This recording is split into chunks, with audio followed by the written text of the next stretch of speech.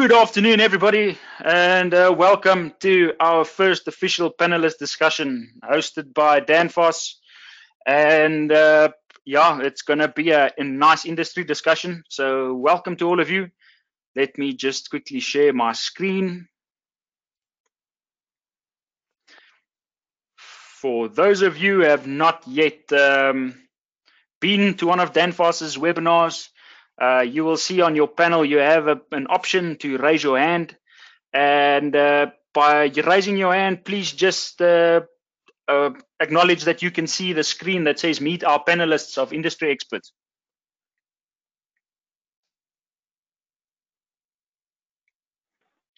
All right, I'm getting some responses that we can see the screen. So at any point in time, thank you very much. So at any point in time, should you have issues, just let us know. You will also see there is a question section where you can post your questions. Yeah, so without further ado, let's get this conversation going. So first of all, from our side, thank you very much for taking time out of your extremely busy day. It's not like we have nothing else to do. So thank you for making time for this and taking part in it. And it will be absolutely wonderful if we can get your comments afterwards on this discussion.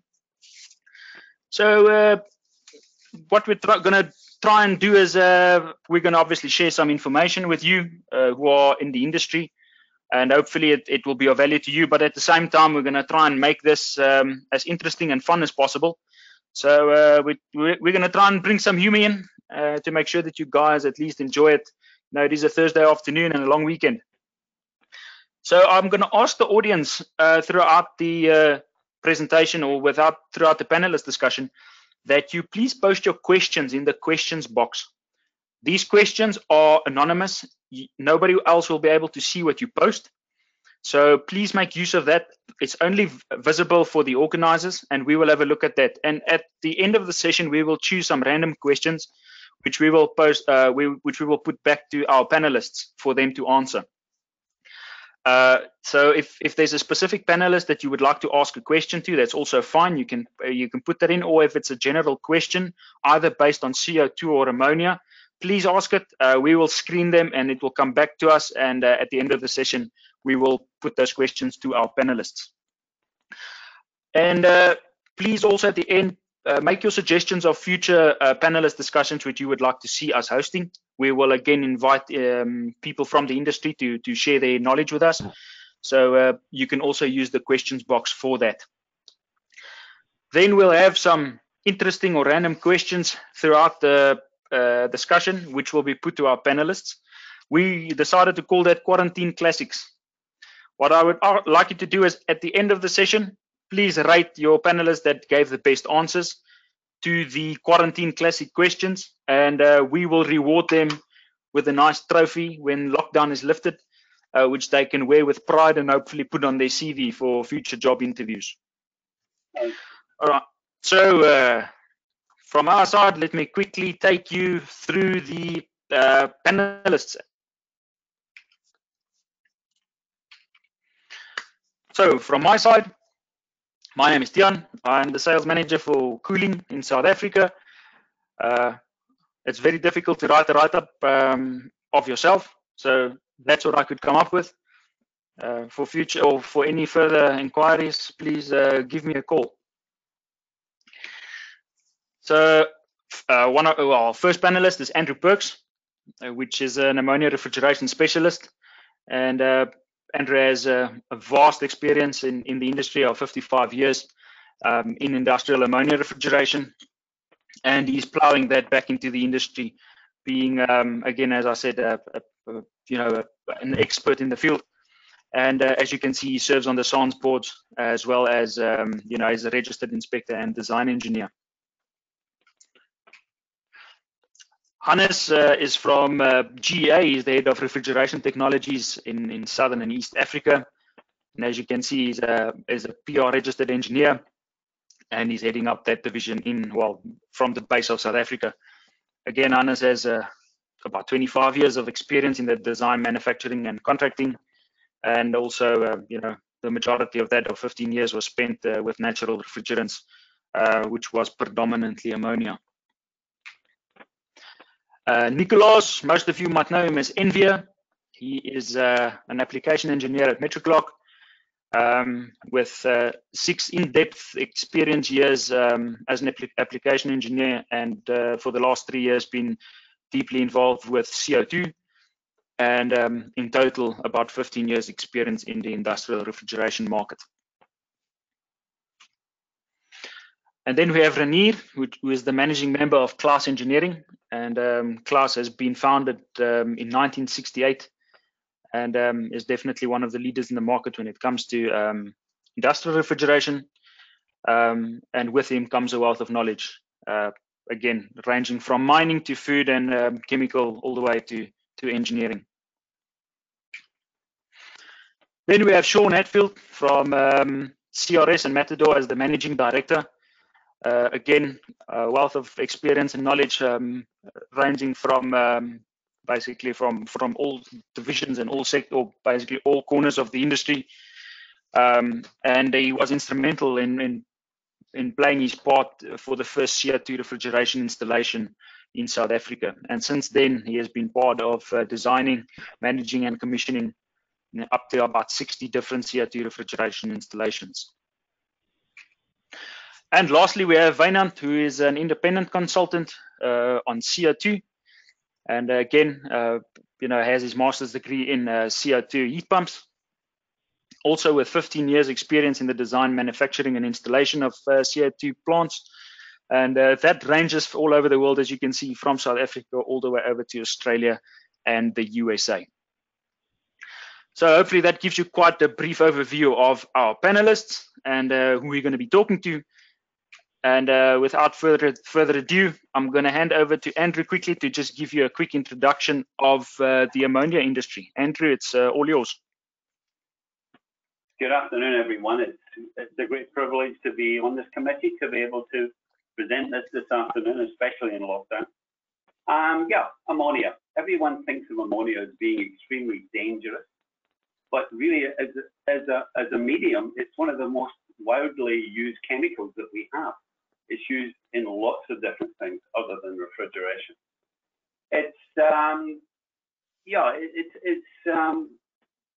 We know it as NH3, which is one particle of nitrogen and 3 of hydrogen, and it's the hydrogen that's the issue with ammonia.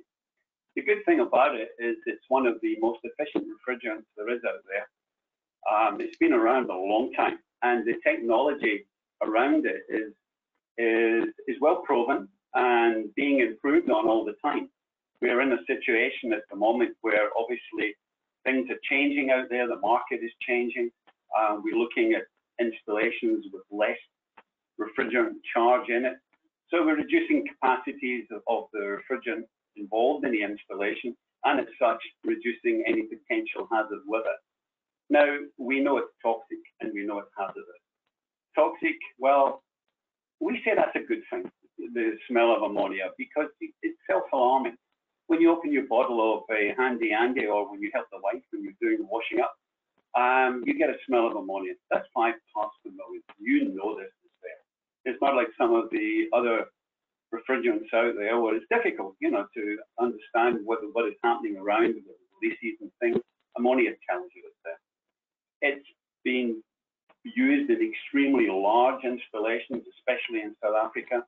We've got some of the installations that's got over 60 tons of ammonia, but currently we're looking at other installations that's got 200 kilograms of ammonia. So we're refining the process, we're improving efficiencies, and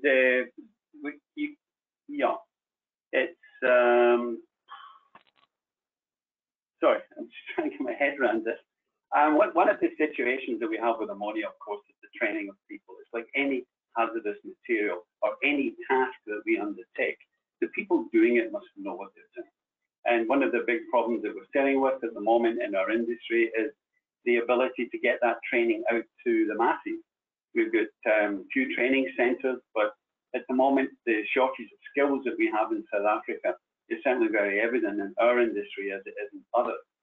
But one of the areas that we should be concentrating as well is in training our clients and making them aware of the possible hazards with the installations that they have and how to cope with them.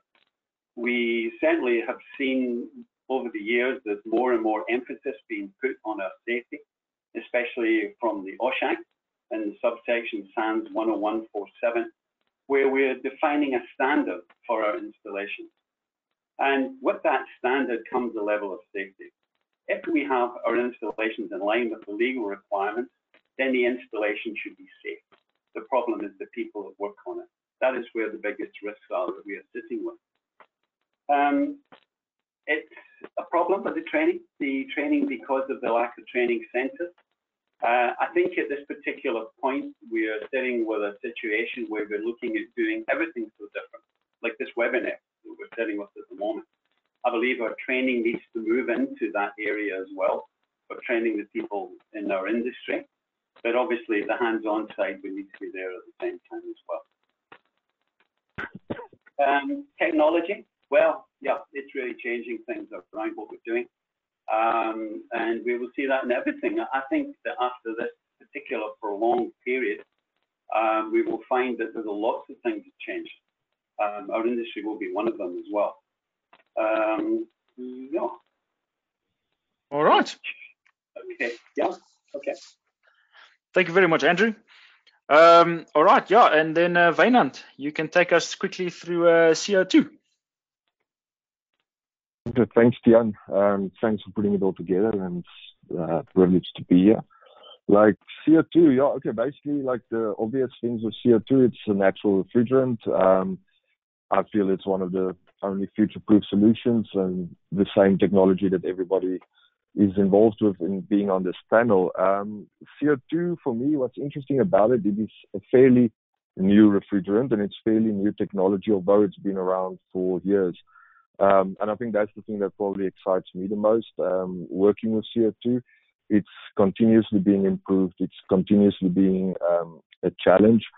It's being taken up across the world, and it's growing on a yearly basis, the amount of installations that you can see around the world. And about every year, there's something new that gets introduced on how to improve the system and how to make it better. And I think there's still so much more that we can do. So in some sense, that sounds like you're taking on something new that nobody knows and that you need to learn.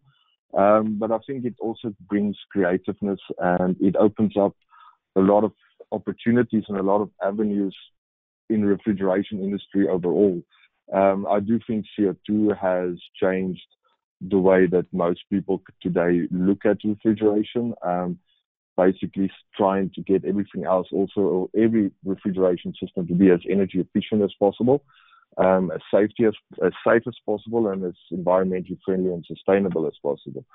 So that's the biggest enjoyment and challenge that I feel working with CO2, and from my experience also speaking to from technicians and everybody that do eventually get their hands on CO2, really enjoy it, and it brings the passion back for maybe a lot of people that has been stuck in doing what has been done for a lot of years in the same manner, and making people think out of the box and bringing stuff to the table that's new and interesting. Yeah, that's my personal take on CO2. Other than that, I think there's still a lot to come. We have a lot to do. Sadly, CO2 is currently one of the only natural refrigerants that basically suits the retail sector, being non-toxic and non-flammable. And that gives us a big challenge because we basically haven't even touched on retrofitting CO2, non-CO2 installations or non-natural installations around the globe. We have basically 15 to 20 years to adhere to the Montreal Protocol and to get naturals into the market. And that basically leaves us with more than 90%. That's being, I think, very positive. More than 90% of current installed refrigeration systems that needs to be retrofitted to CO2 or some other form of natural refrigerant. So a lot of challenges ahead of us. All right. Thank you very much, Wynand, for that quick introduction. So hopefully that gives us a base to start off from. And yeah, I'm going to now start heading directly into the questions. So for everybody, just to explain to you the procedure, I will ask a question to a specific panelist, and he will have 60 seconds to answer that to the best of his ability. I will keep time on my side to make sure that they stick to their time. So I will be their timekeeper as well, and let's see what insights we can gain from that. So without further ado, I'm going to start with the first set of questions, and my first question is going to be to Andrew, and the question is: ammonia has its dangers. Ammonia is toxic. How can we ensure safety with regards to training of technicians going forward for the industry? Is the current level of training sufficient at the moment? Your time starts now. I think one of the problems we're dealing with is training centers, because to be able to be trained with a medium, you've got to work with it.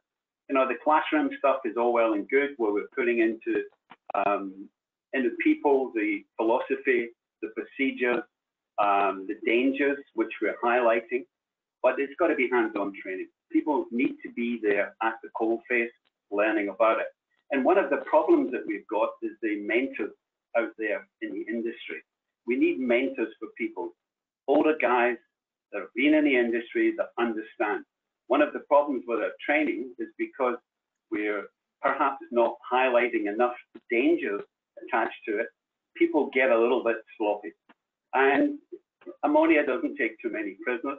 Well, as I said before, it does tell you it's a self-alarming refrigerant.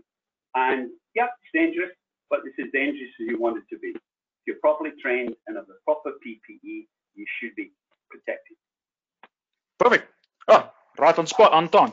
Thank you, Andrew, for that insights. Quite interesting. All right. The second question is for Wynand. So CO2, again, same question just for CO2. So CO2 has its dangers. CO2 has high pressures. How can we ensure safety with regards to training of technicians going forward for the industry? Is the current level of training sufficient at the moment? Go. Well, firstly, I think probably training will never be sufficient enough. You always have more training and more training. Basically, more training requirements. Basically, today the training is available. You have OTTC, ACRA offering CO2 training. Companies like CRS offer training as well. Then there's international companies and online training. So I think it's available. So probably it comes down to the end user, or not the end user, the clients or the contractors that work on these systems to ensure that the technicians get the training that is required.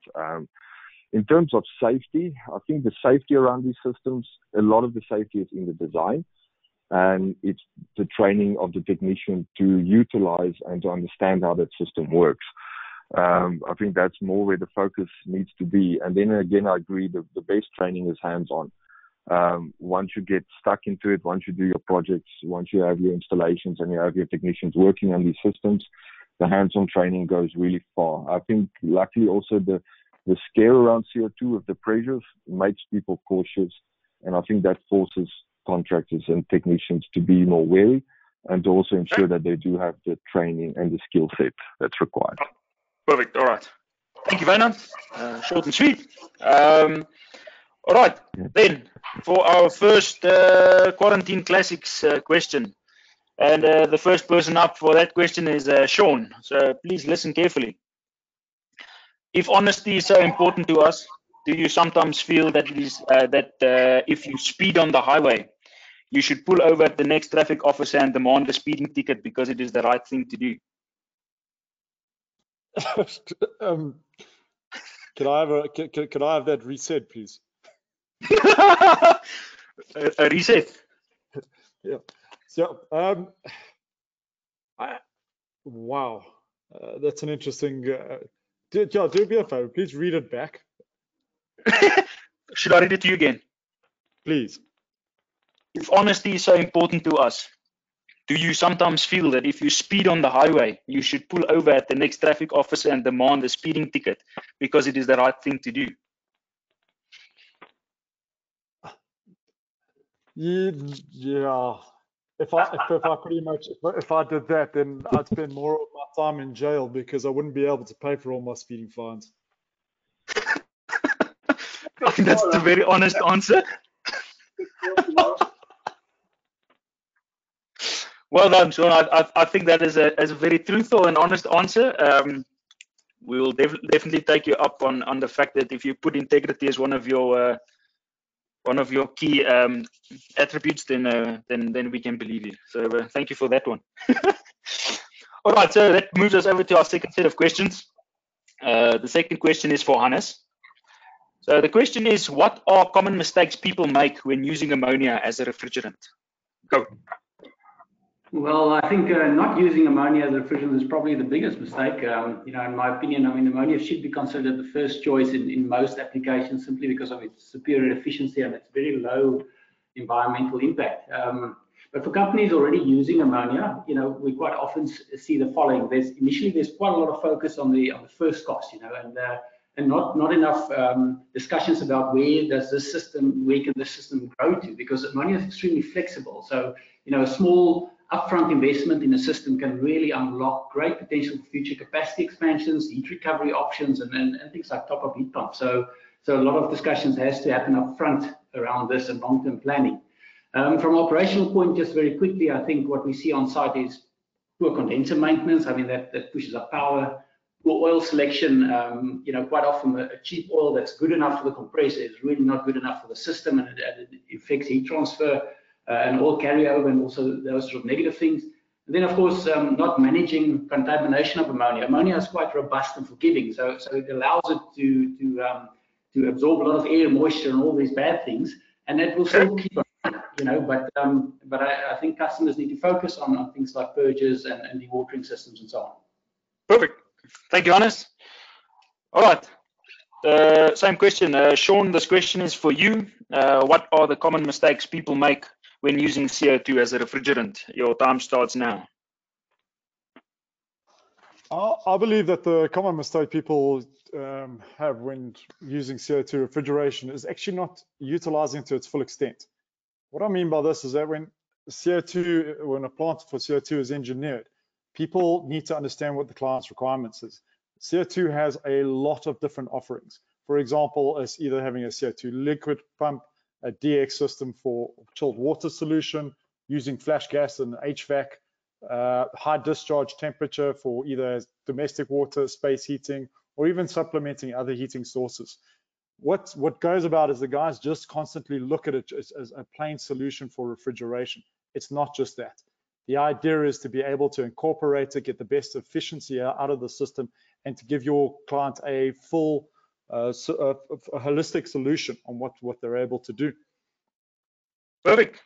Thank you, Shaun. All right. That brings me to my second set of quarantine classic questions. All right. Wynand, this question is going to be for you. Okay, listen carefully. Do you think that it is actually the fact that the Springboks won the World Cup that we have such a big audience, and not really because they want to listen to us?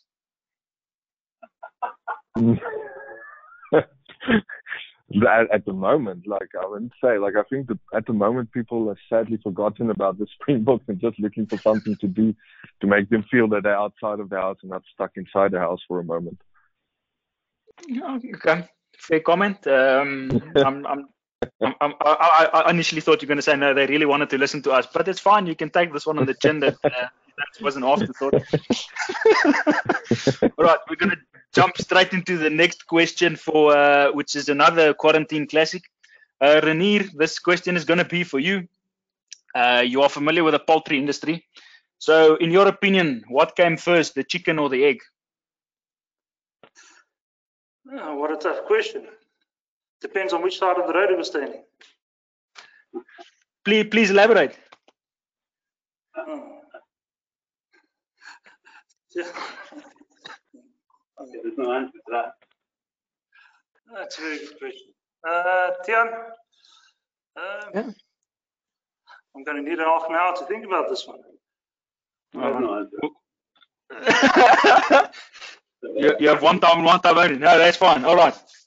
So Rainier, you can redeem yourself in the next one. So we're going to jump to our third. We're going to jump to our third set of questions. So Rainier, the question is, where do you see ammonia in the future? Your time starts. You see, this is a much better, much easier question. It's quite obvious that we'll see ammonia in every compressor room where large and industrial ammonia refrigeration applications will be required.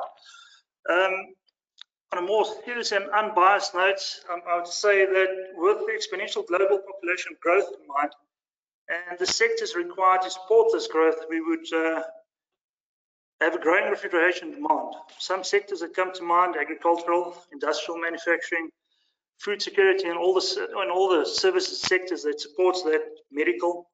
All these sectors will require cooling or refrigeration in one way or another. Ammonia in industrial applications, low charge applications, or even cascade systems with other natural refrigerants will be the solution for many of these sectors.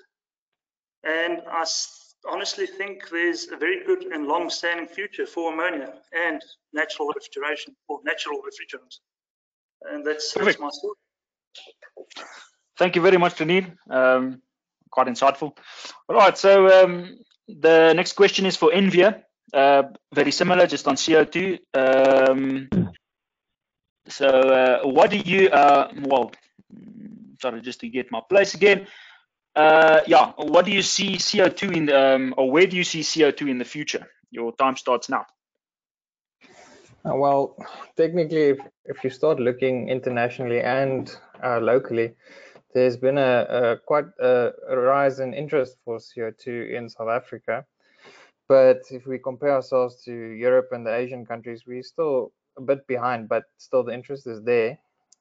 Talking from the Bayer perspective, they are looking at roughly 2,000 units in South Africa by 2025. So that is quite a big growth for the future. And also, if we take into consideration the Montreal and Kigali agreements for the F-gas regulations, that's just going to push the market towards natural refrigerants.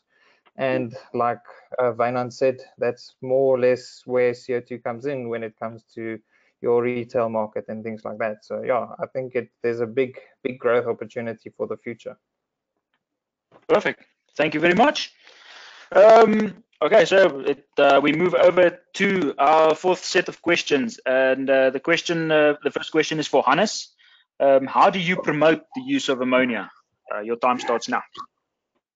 Sure, Jan. Okay, so of course, you know, ammonia is environmental friendly, and it's probably as green as it can be. So, so there are some multinational companies that, to them, that's simply enough. You know, as part of their sustainability drives, that is simply what they will go for. So no selling is needed on that. But for many of our customers, the benefits of having flooded operation, you know, in terms of product quality, product weight loss, and so on, simply leads them to ammonia naturally. But then, of course, there's a part of the market where simply being green is not good enough. So they want some further incentives. And in those sort of customers, one will focus on life cycle costs, because ammonia is always going to be a bit more expensive up front. But if you consider that 70 to 80% of any refrigeration plant is really power, then you know, large power users, simply put, the one with the best efficiency is ultimately the winner. And then you know, in recent years we've seen that there's been long-standing customers of ours that were on R11, then they phased that out to R22, and then they had to phase that out, and they're getting tired, so they're looking at something that's future-proof. So those are sort of the main typical arguments that we find. Oh, perfect. Thank you, Hannes. Then similar question for you, Wynand. The question is, how do you promote the use of CO2? Your time starts now. Yeah, well, basically by stating the facts. You're investing in a system that you want to last for 15 to 20 years. Why invest in something that's not going to be within regulations, perhaps in the next 5 years, even if that's long? So for me, that's like it's the only future-proof solution for certain applications, as it's with all naturals.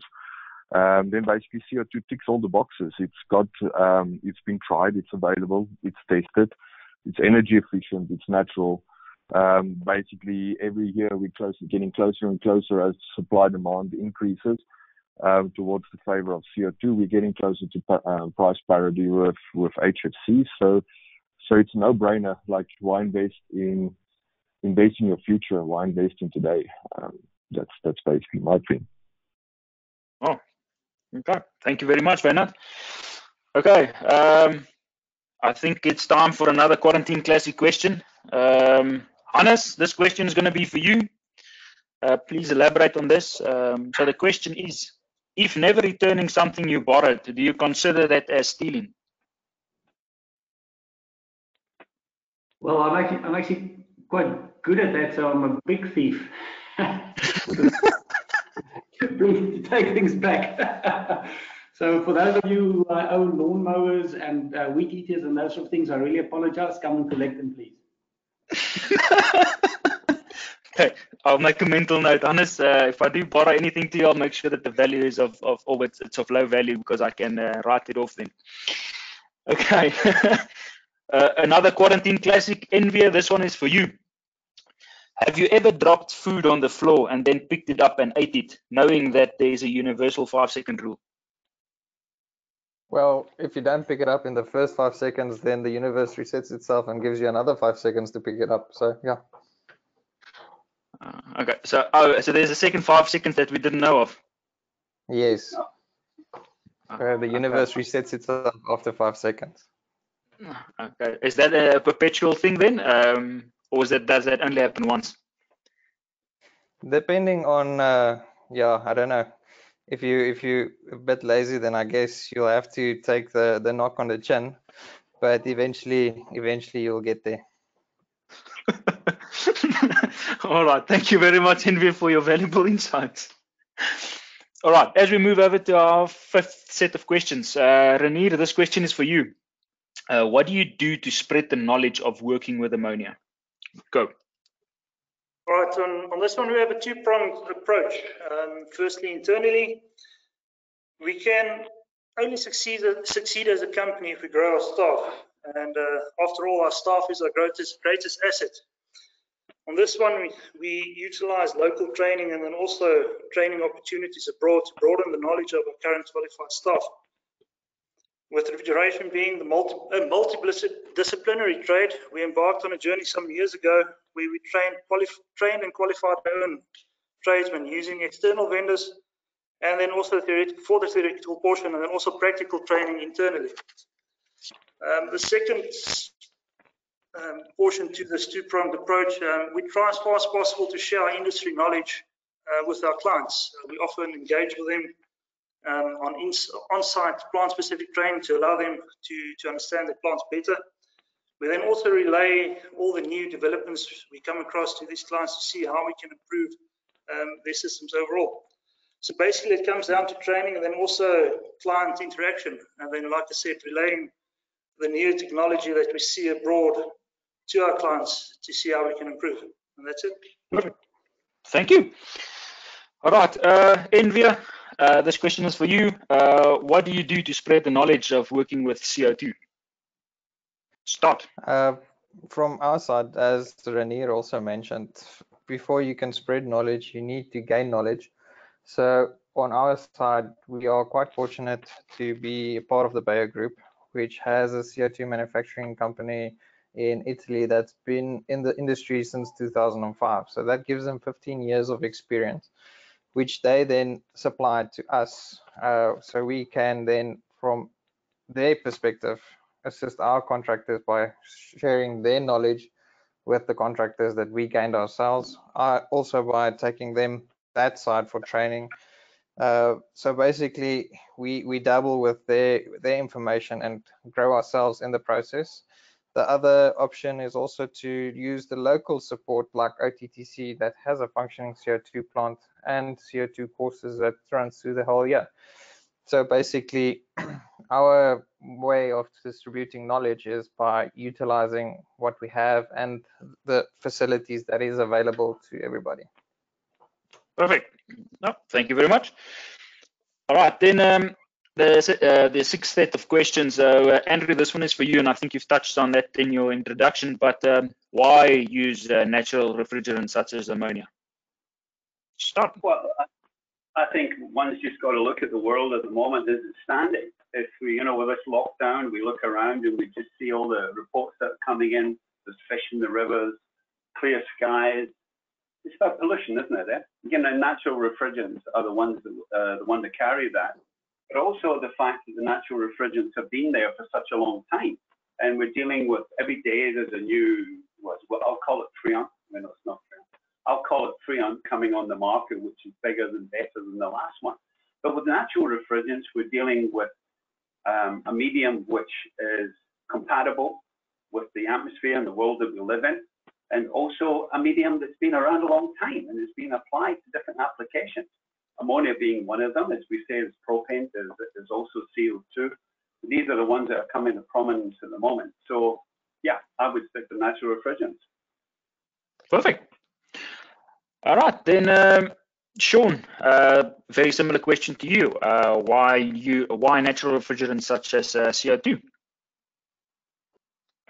The quickest and easiest is why not? CO2 has come along in leaps and bounds, and we've only recently just making it more efficient. I believe we're only scraping the edge of what the possibilities of CO2 really are. We see great efficiencies in the cooling capacities, as well as free heating solution that is provided. If we take it and we look back at it in the days when we still did R22, we spent a lot of time redefining the controls and the design to get the best out of it and the most efficient solution for our clients.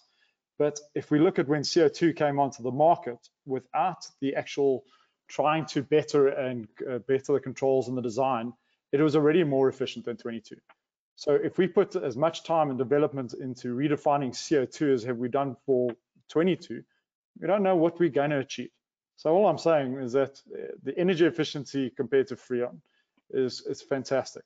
On the ozone depletion, ozone potential, we're north, global warming potential is 1. So we're saving the planet as we're going along using natural refrigerants. And for me, that's pretty much giving my kids and grandkids a world to live in. Perfect. Okay. Quite a strong statement. So, all right. So back to the quarantine classics. Andrew, this one is for you. That's a very basic one.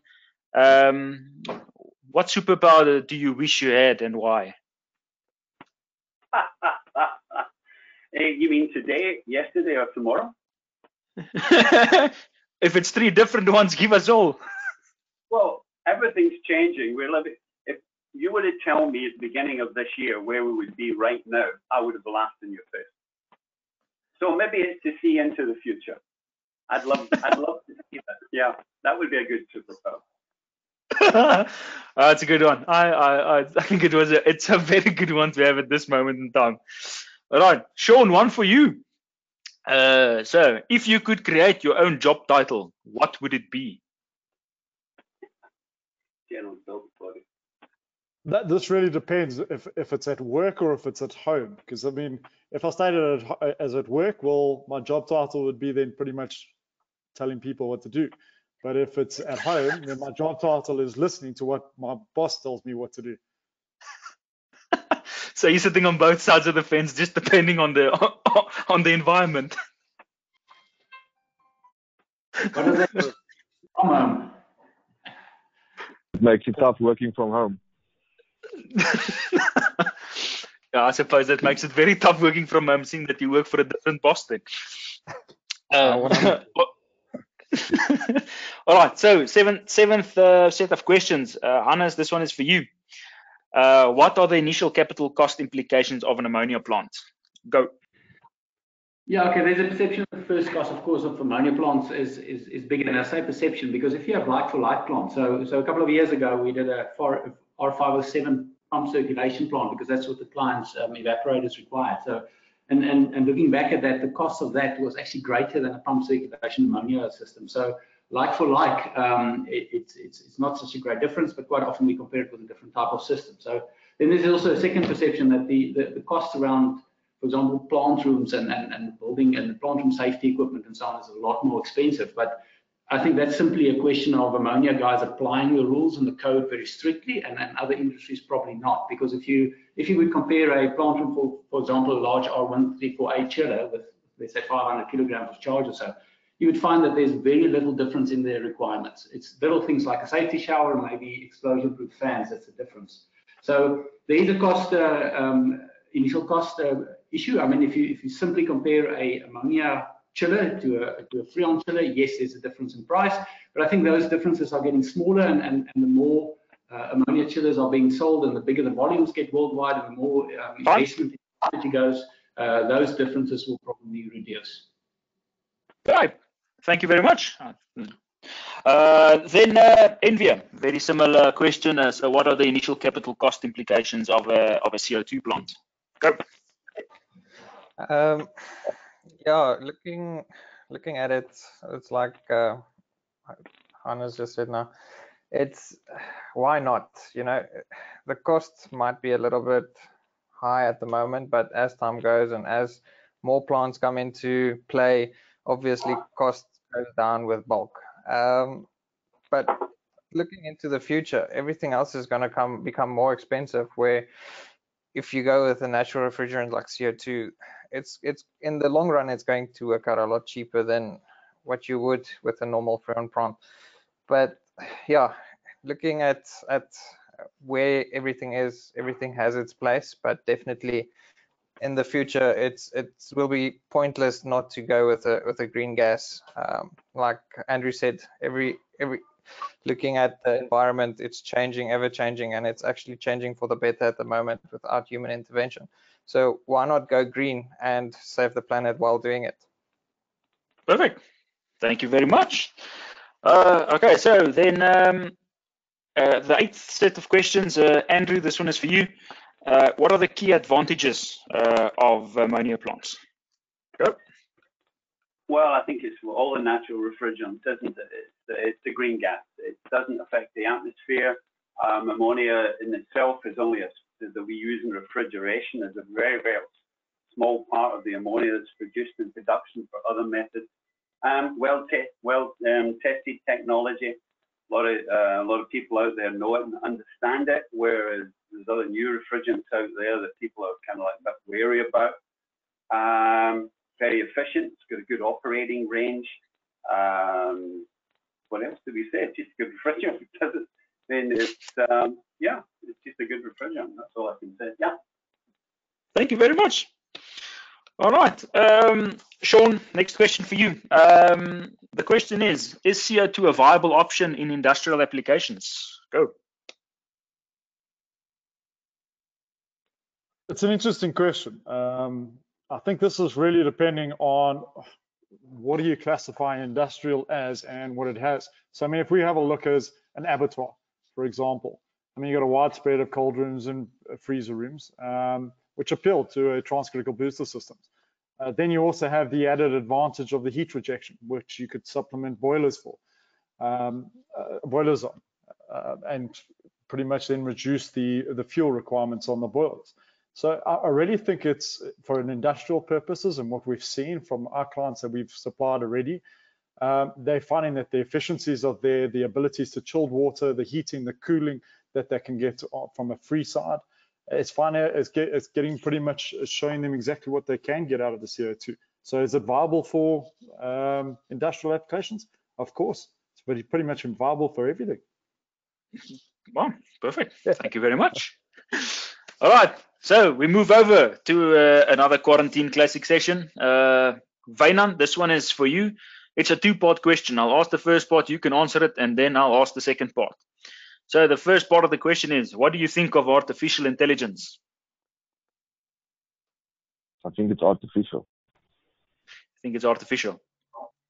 Okay, so the second part of the question is then, what do you think artificial intelligence thinks of you? That I'm not intelligent. I just thought, you know, that it's artificial intelligence, so you are thinking something of it, it might think something of you. Yeah, no, that's a scary question, not a funny one.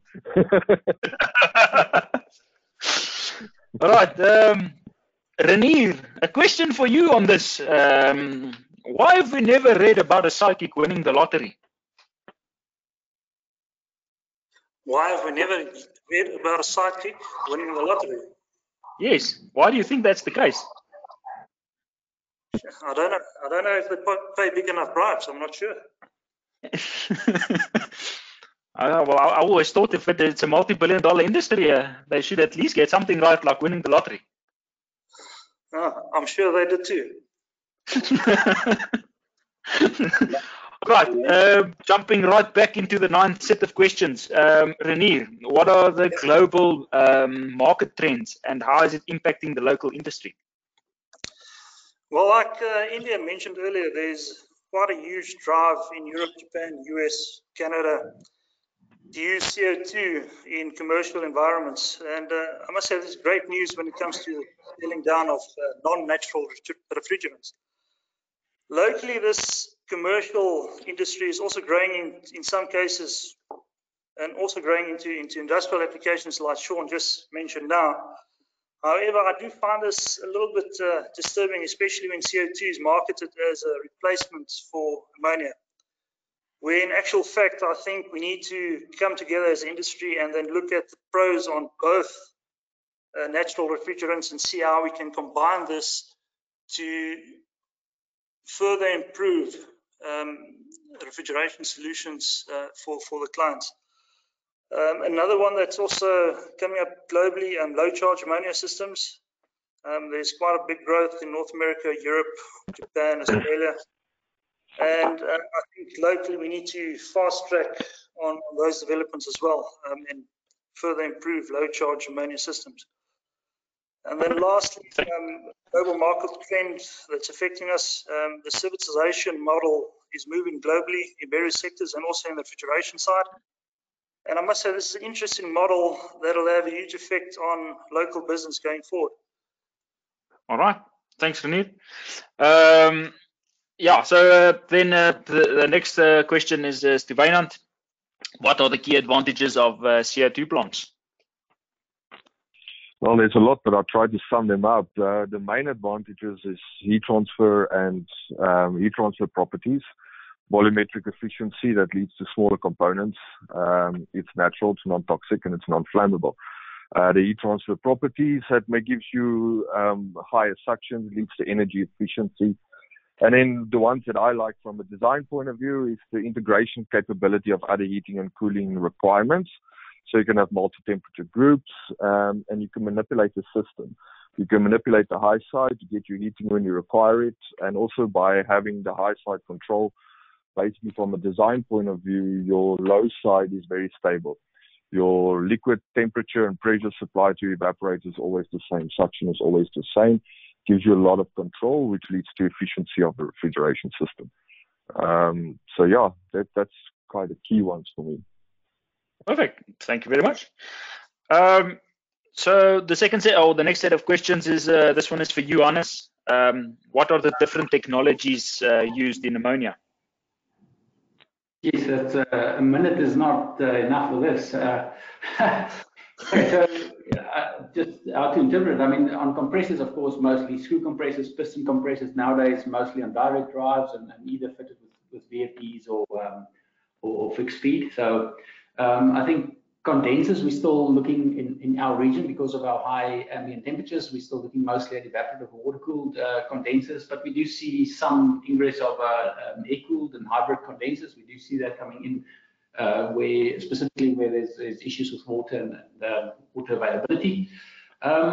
Yeah, I mean on the controls, we see there's a big trend towards increased requirements for digitization. So we see a lot of requirements for microprocessor controls for entire plants where data can be monitored, analyzed remotely, and so on. So those are big improvements.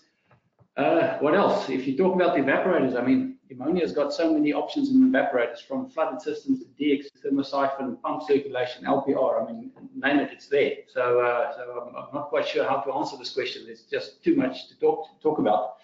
That does time, but honest, I think yeah, nobody said it was going to be easy, but I think you handled yourself very well. All right, Shaun. Question from, the question is for you. What are the global market trends and how does it impact our local industry? So looking at the new trends that are happening at the moment, I mean, obviously the biggest fashion at the moment is the injectors coming in. So both the liquid injectors and the normal gas injectors. There's a lot of those type of talks about what to do and the efficiencies and what it is actually bringing to it.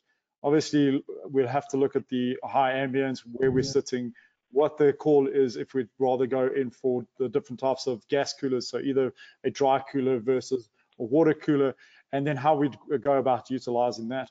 But if I really look at the global market trends and I look at what we're doing at the moment, I think maybe a bit arrogant, but I don't really want to sound that way, but we're pretty much right up there with the market. So what's happening globally is happening here.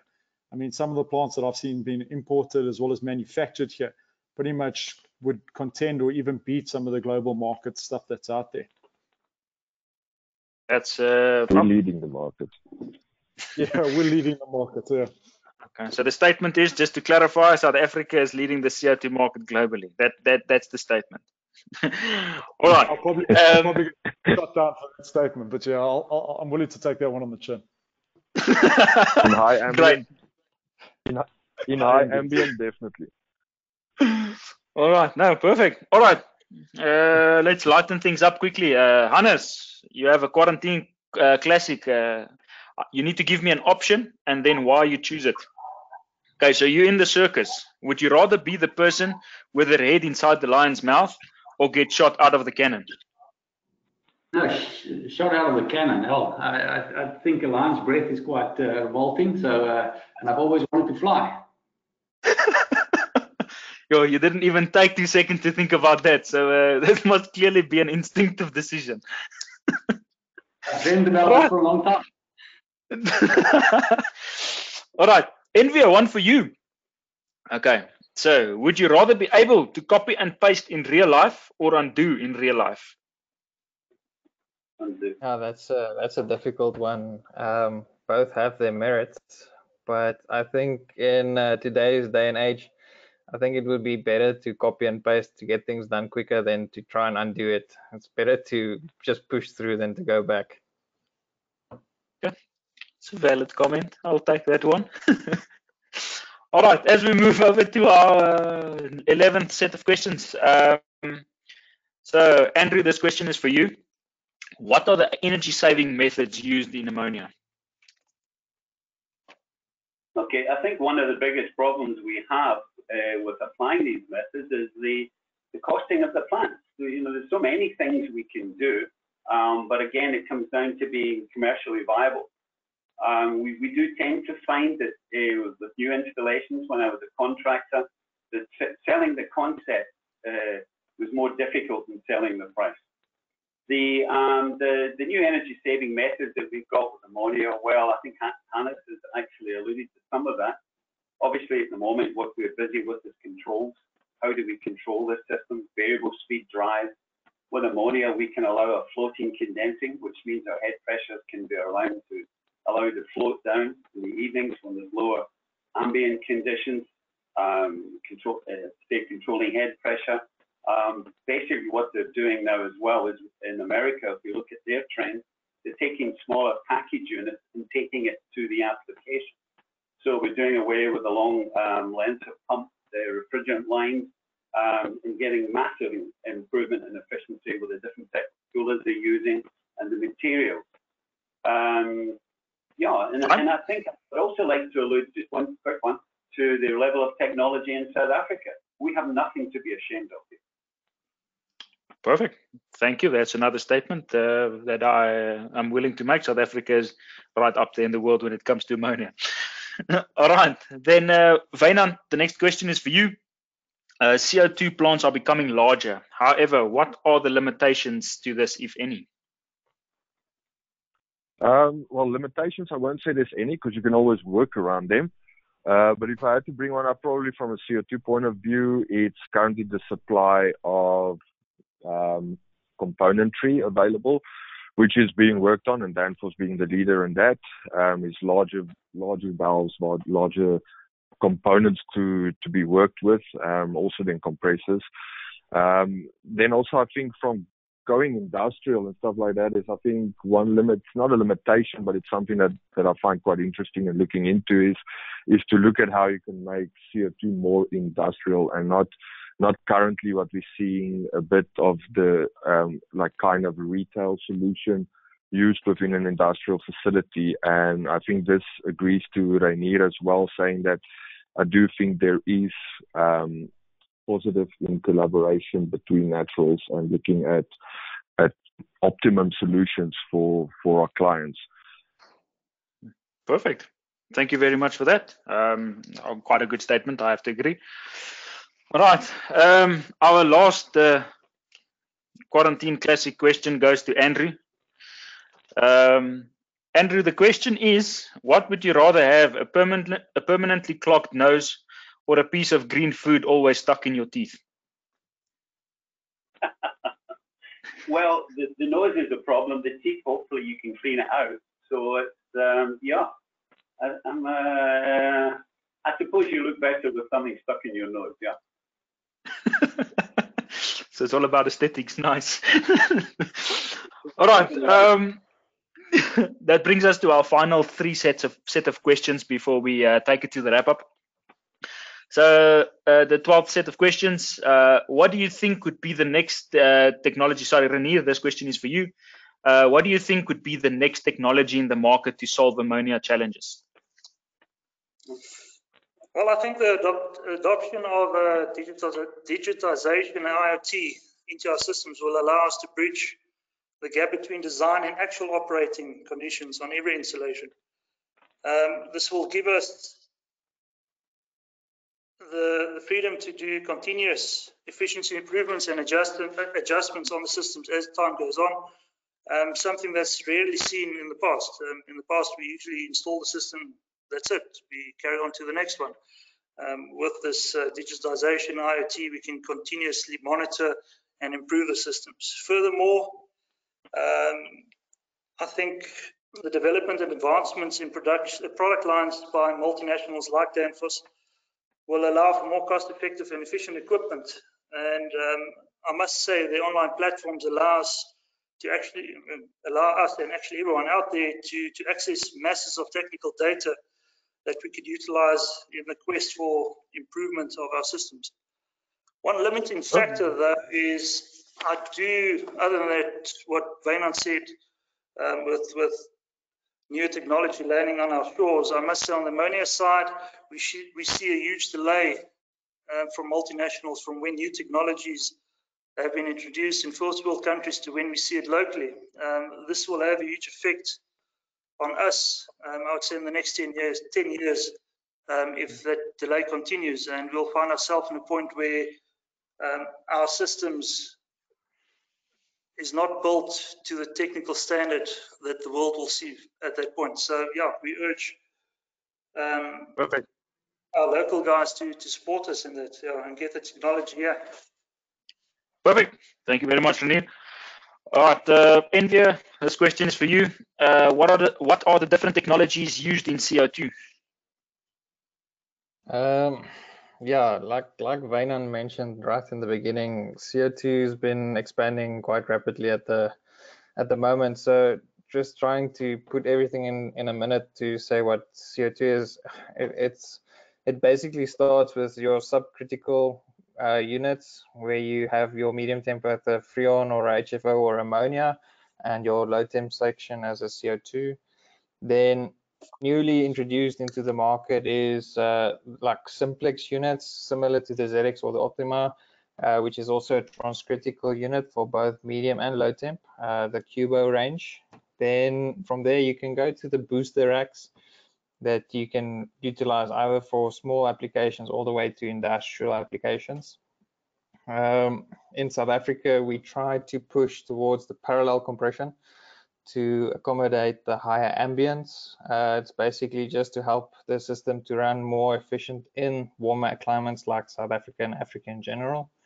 Then on top of that, you have ejectors. That is basically just another element to boost your COP of your rack in a warmer climate. It's not as efficient in colder climates. Thus the drive towards the warmer applications. And then, yeah, like everybody else mentioned, you've got your hot water recoveries, your transcritical racks, you've got units that runs with chillers, flooded systems. The whole range is there, and it's growing every day. So like I said, this is just a basic recap of what it is, but there's so much more technology out there in comparison with CO2 applications.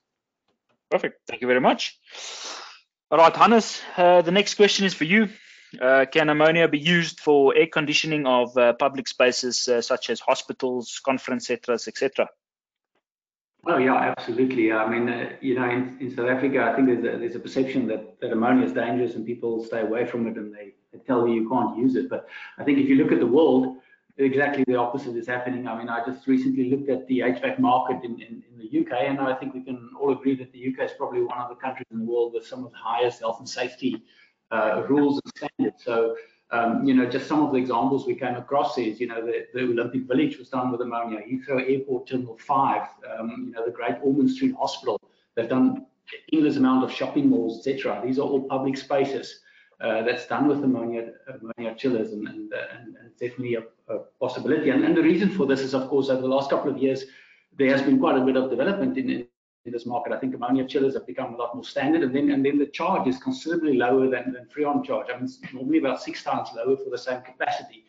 The chillers are also manufactured with fully welded construction evaporators and condensers and so on, so the leakage rates are incredibly low, and there's developments around hermetically sealed compressors that safeguard the release of ammonia completely.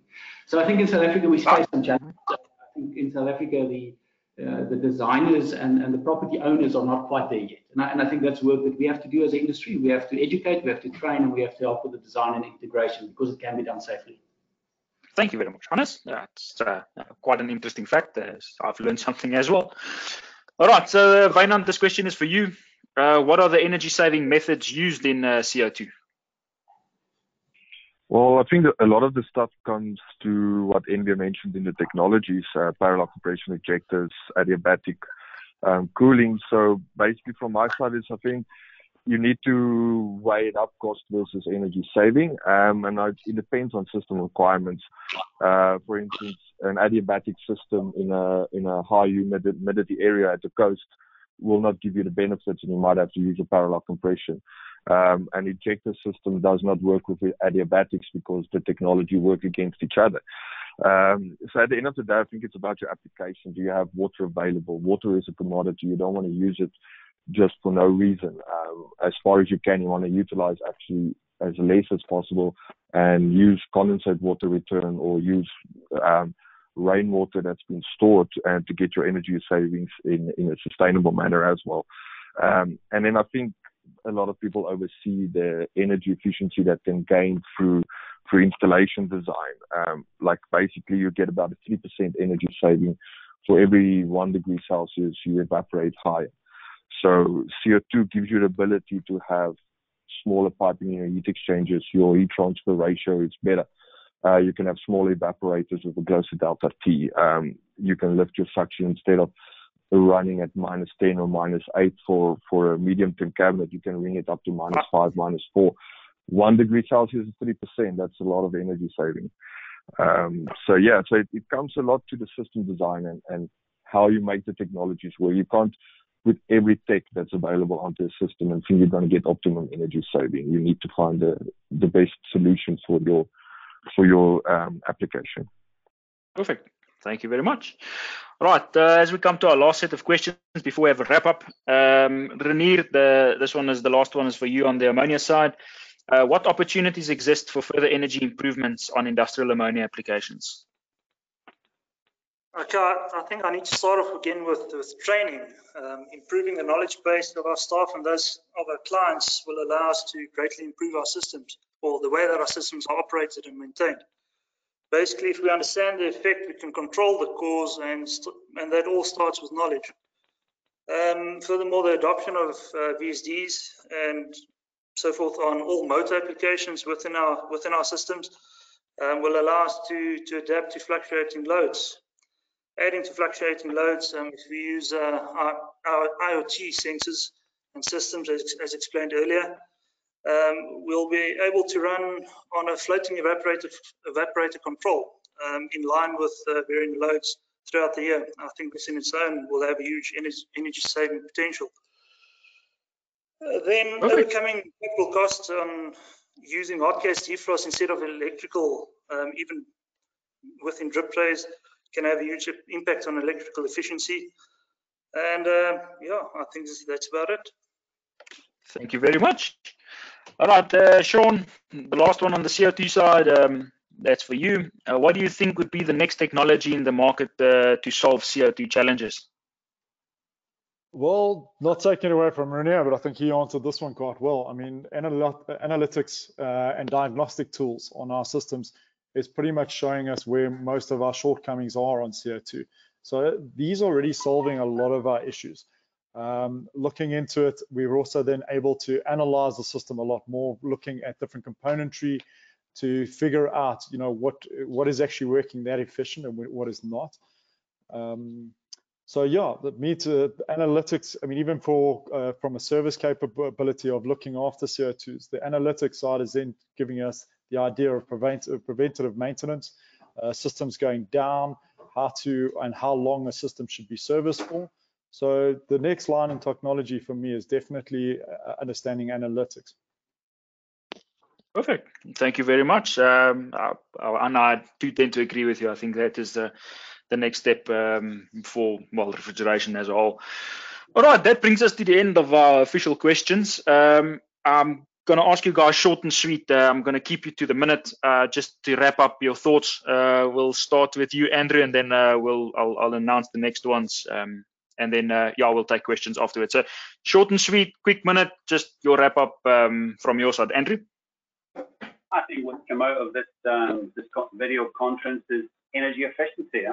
It's what we're all looking for. The instrumentation, having floating suction, floating head pressure control. I have done a plant once where we had different power regimes. The ESCOM was charging different charges for different times, and we played around with that to improve the efficiency. It's all about efficiency. Yeah. Thank you very much. Hannes, your thoughts? Yeah, firstly, I think this sort of discussion is fantastic, and I like the battle between the CO2 and ammonia, because we tend to push it ourselves. But I think ultimately, you know, the ultimate winner is natural refrigerants, and that's great. I mean, there's lots of opportunities. I mean, if you look at the entire temperature range from -60 all the way to 90-degree heat pumps, there's basically natural refrigeration solutions for all of it. They're not all great yet, but there's solutions. So, and I think the more we have these discussions and the more we challenge ourselves and battle these things out, the better for the entire industry. Oh, thank you very much. Rainier, your thoughts?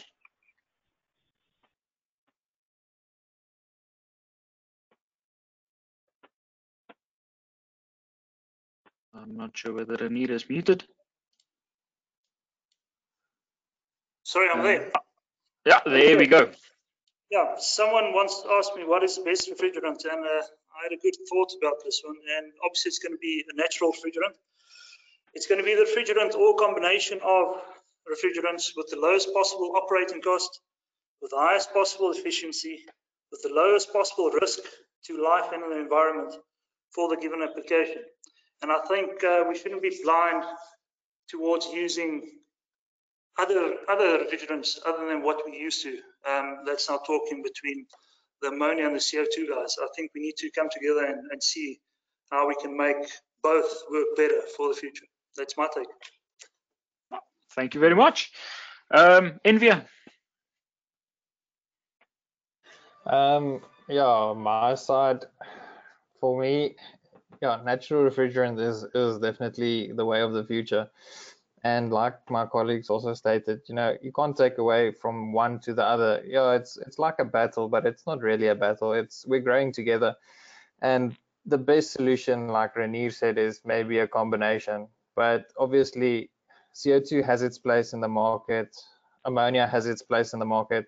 The combination of the two, there's definitely potential for growth for both in the industry. And if we take the trends of the world, then definitely this is the way of the future. Thank you very much. Wynand, your thoughts? Yeah, I think a platform like this with people in the same mind frame is good.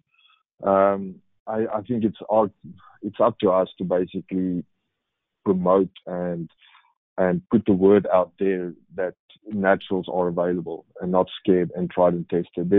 There's a natural refrigerant for every application currently. There's no reason for us to see anything other than naturals go into any refrigeration application currently at this in this time of where we are now. So yeah, I think if we work together towards the better good, it's definitely, we need to make ourselves heard. We are unfortunately the smaller crowd, so we need to make a concerted effort to make ourselves heard. Thank you very much, Wynand. And then lastly, Shaun, your thoughts? Yeah, first of all, I mean, I just want to thank Danfoss for creating this platform for us to be heard. I think there's been a lot that's been discussed today. There's a couple of things that, I mean, I've taken back from the ammonia guys that I'd like to go back and diagnose myself. So I think this platform's helped us to, one, get it out there, two, to communicate it, and three, to bring us out of our little hole and realize that there's a whole big world here. But going back to the main reason, I mean, while we're here, natural refrigerants is definitely the way forward. Being hydrocarbons, being ammonia, being it CO2. We really need to get it out there. We need to stop this whole global warming potential. And we need to actually also teach the stakeholders as well as our clients out there that a natural refrigerant is a survival technique for us all. Oh, thank you very much. And just from my side, I think what you guys have said is very valid, and I think that was the whole reason for this platform, is to educate the market, and hopefully, you know, they have heard us. So, but yeah, once again from our side, thank you very much for your attendance and your willingness to come and talk to us. There has been a couple of questions. Let me quickly just take you through it. Then you can just give me your brief. You can keep it as short as possible.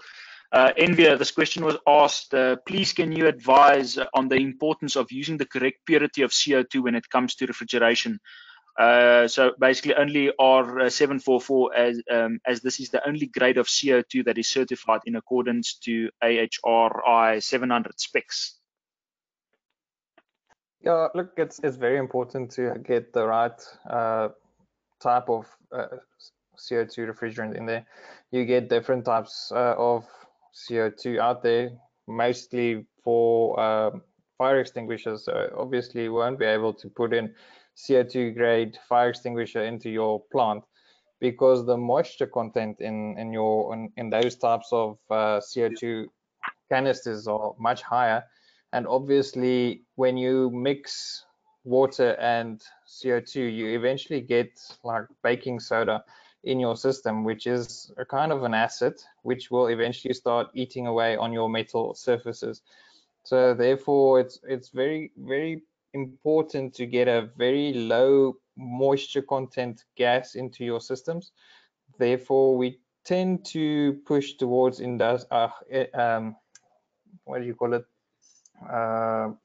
laboratory grade CO2 and refrigerant grade CO2 to install into your CO2 systems. Oh, thank you very much. Then there was another question, Andrew. This question was for you. Since we have such stringent focus on maintenance of ammonia systems, the discharging of refrigerant and the ease to detect leaks with every person's nose, why are environmentalists then so worried about leaks of this refrigerant? Leaks of ammonia. Yeah, well, correct. Yes. I think basically we say it's the environment or the health and safety people because it's obnoxious. You know, people smell this, they get into a panic situation because they don't know how to cope with it.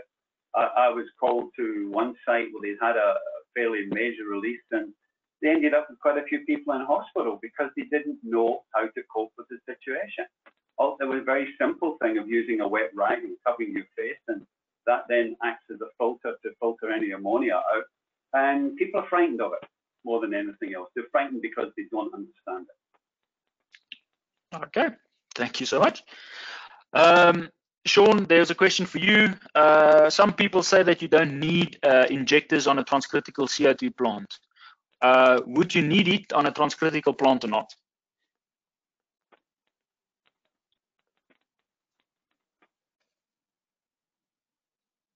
Just not sure if Shaun is muted. I think Shaun is muted.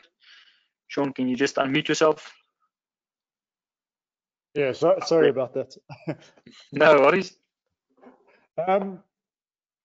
So yeah, it all really depends. So the interesting part about having an injector, and I'm going to be talking about a gas injector, not a liquid injector, the gas injector has been utilized at high ambient. So it's pretty much for your high ambient, say just anything over, call it 28 up to 30 odd degrees and upwards. You would like an injector to come in and utilize it.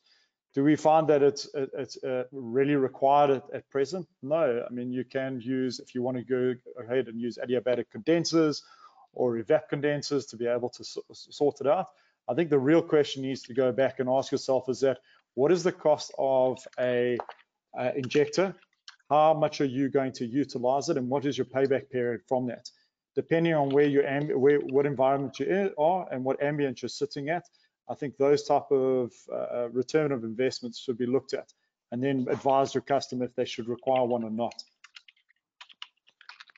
Okay.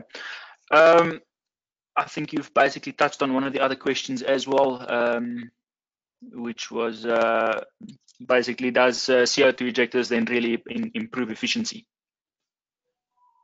You can just elaborate on that as well. So in high ambient temperatures, of course it does. I mean, we've seen it. There's been reports from Danfoss themselves, as well as some of the other injector providers out there, that you can get up to, but I think it's 8 or 9% on top of. I mean, if you went for a transcritical, then a booster system, and then still put an injector onto it. Yeah, you can have a look at those different aspects, and they all add up and give you a percentage of savings on it. So yes, does it give you? Yes, it does. But for how long and for when, you need to look at. So if you've got a high ambient outside there and the injector is continuously running, well, then it's good. But as soon as your ambience come down, your injector is going to switch off and your flash gas valve is then going to come into action. Or you pretty much didn't just shut down completely because you've got no flash gas to move across. So at that stage, is it efficient to have one? Yes. Does it improve your plant? Yes. But please look at the criteria. Look at what your ambience are. Look what your environments are and what you can offset them with. Oh, perfect. Thank you very much. There's a question for ammonia and CO2. So I'll ask it first to ammonia and then to CO2. So the question was, we'll put it to Hannes. Hannes, the question is, what is the smallest refrigerant tonnage you go to with ammonia? Yeah, look, the question has to be answered in terms of the temperature. I mean, you know, a 100 kilowatt plant at minus 45 is much bigger than a 100 kilowatt plant at sort of HVAC loads. But I think, you know, HVAC chillers or normal chiller applications down to 300 kilowatt quite comfortably. And then low temperature systems quite a bit smaller, you know. So yeah, we don't have to be big. All right. Then there's another question. Envy, you can take this one as well. What's the lowest CO2 charge, basically, that you can have? Basically, on the simplex units that I mentioned earlier, we can go to half a kilowatt of cooling at -5, and yeah, so basically that's a normal curved glass cabinet that you have at a supermarket, which you can connect to a little CO2 simplex unit. Yeah. Wynand, a question for you. This is a bit into well, a bit counterintuitive of what we try to do now, but how do you see the transcritical CO2 getting into the industrial ammonia sector for larger installations?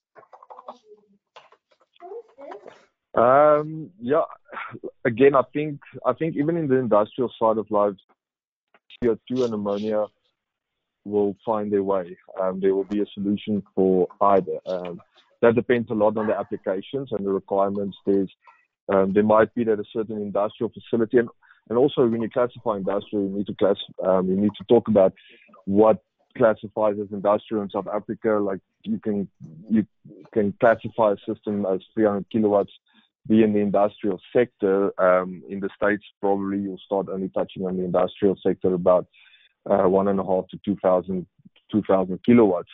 So on the lower light industrial side of life, I do definitely see CO2 moving more into that spectrum, and definitely also, taking out currently that sector being dominated by freons as well, and not just ammonia. On the larger side of life, I think CO2 transcritical will have its space. I do think that we will see a lot more combination systems between ammonia, CO2, and even hydrocarbons. I mean, that is being done in Europe. It's being done over Scandinavia. There's a lot of benefits in having combinations of the natural refrigerants and getting the benefits out of it. So is it growing there? I think it is. Can we do it better? I think it's up to us, yes. Okay. Thank you very much. I think we're going to close with the last question, and then just for the audience, if you have asked questions, we have a record of all of those questions. We will come back to you with answers on them. So it's not that we are going to ignore them. We will answer you on that. So just keep that in mind. So if your question doesn't come up here, we are going to we will answer them as well in due course. So I'm going to ask this question to both sides, and then give me your opinion. I think feel free to chip in. I'll ask it to the ammonia guys. You guys can discuss it all three. Obviously, just give one another space to talk. But on the ammonia side, why are Freon systems then still promoted?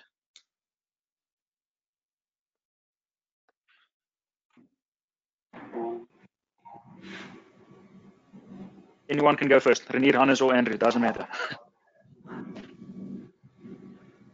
Yeah, I think it's Hannes starting. So in the industrial business, Freon systems are no longer promoted. We don't see that. Okay, so I think Freon systems are probably still promoted in commercial and smaller systems, and that's quite often because a lot of the contractors installing the systems, there's a bit of a divide between the installers. Contractors installing Freon systems and coming from that background quite often don't know and understand ammonia systems all that well, that they're comfortable enough to do and attempt ammonia installations, and so quite often vice versa. The ammonia guys are probably not that good at installing Freon systems. So I think in the industrial, maybe Rainier can also comment on this, but we don't see a lot of opposition from Freon systems. Yeah, I must agree with Hannes. On the industrial side, it's only ammonia and CO2 sort of moving into that space. But if I can answer on a commercial side why Freon is still there, I think it's purely because of cost. I think most of that equipment is imported from the east, and it's mass produced, and obviously it comes at a lower cost. So if you sit in front of a client and you give him two quotes, and the one is half of the other, then it's self-explanatory which one he's going to take. But yeah, on the industrial side, we don't have that issue right now. I think one of the other things with the Freon industry is that a lot of the technology and design is done by the supplier. And we've got a lot of people that go and install these small Freon installations that don't have the technology or the knowledge of this committee. And these people they've got a place for sure. There's a small end of the market, which we will never get into. Okay. Thank you very much. I'm going to ask the same question. I think Envia, you start, then we'll go to Wynand, and we'll end off with Shaun. So why do you think Freon systems are still promoted? We're looking from CO2. Yeah, like Rainier said, also it's mostly cost. People tend to look at their rands and cents and try to stretch it as far as they can go. The other thing I think is information, because a lot of the end users out there aren't clued up yet on natural refrigerants and the benefits that they have on it. So for them, it's purely cost-wise. So for them, if they can get it for half the price, then they'll go for half the price. It doesn't matter if it's going to cost them double in the future, but for now, they've been saving. They are saving money. Okay. Wynand. Okay, well, I think not to repeat everything, like probably, I think on top of that added is there's more of them than there is of us. There's more people promoting HFCs and stuff like that, and people promoting naturals. So that's why I say this webinars is great, and we need to up our game in marketing. So yeah, because I mean even that's basically my side. Yeah, Shaun, you can finish us off. Yeah, don't have much to say that the guys haven't said, but I mean, the one thing that has come out of this is definitely training. From the CO2 side, and that's training the client, is giving them the knowledge of what's actually out there. What we find with competing with Freon quite often, yes, it's price, but it's also the understanding of what we can offer, what the understanding of what else that CO2 can do for you. And like the third thing for me is obviously a lot of the guys are selling it based on a 5-year turnaround. Refrigeration is not a 5-year turnaround. Refrigeration is 20 years. You want to build it that it's going to last. I mean, we still service stuff that I think are just about my age or older than me, and they're still running. So we need to look at a return of investment.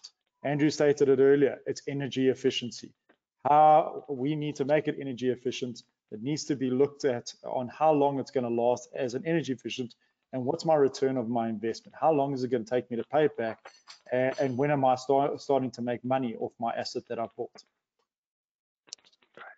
I think, yeah, you guys have nailed it on the head. And if I could add something there, I think, yes, it's the way we approach the market, Wynand. You've mentioned marketing. I think it's the way we educate our clients at the end of the day. And like you said, it comes down to when your investment starts making money and when you actually show them the full cost of ownership, what it comes down to. So, but yeah, with that being said, guys, thank you very much. Again, to each and every panelist, thank you for your insights, your views, your opinions. We really value it, and hopefully everybody in the audience has enjoyed this webinar. Again, please, I encourage you to raise your suggestions on what we can do next time. I think we can use this platform going forward. We've had a great turnout. Just so that everybody knows, we had a turnout all over the world, all the way from Europe, Middle East, Africa. So we've had quite a variety of an audience. So thank you very much for each and every one of you. I wish you a wonderful long weekend. And yeah, hopefully we'll see each other on the other side. Thank you very much.